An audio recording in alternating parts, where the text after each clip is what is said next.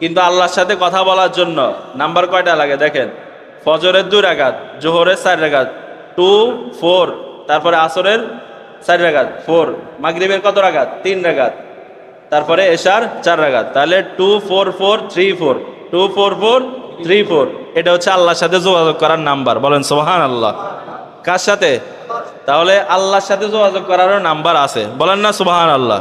কারণ ফরজ আমরা আদায় করি কার জন্য? আর সুন্নত আদায় করি রাসূলের জন্য, আর নফল পড়ি নিজের জন্য।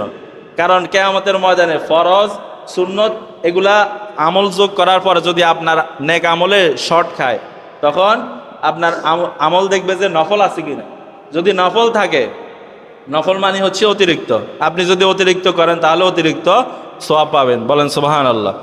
তাহলে আল্লাহর সাথে যোগাযোগ করার নাম্বার কয়টা?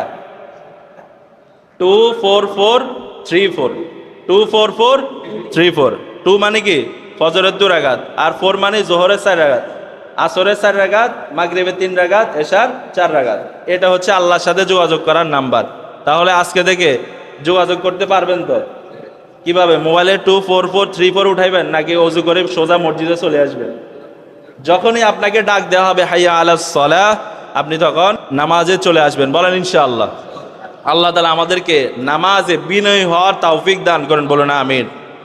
নামাজে বিনয় মানে হচ্ছে আপনি মনোযোগ দিয়ে নম্রভাবে খুশু খুজুর সাথে নামাজ আদায় করবেন। আল্লাহ তাআলা অবশ্যই অবশ্যই আপনাকে এটার উত্তম প্রতিদান দিবেন।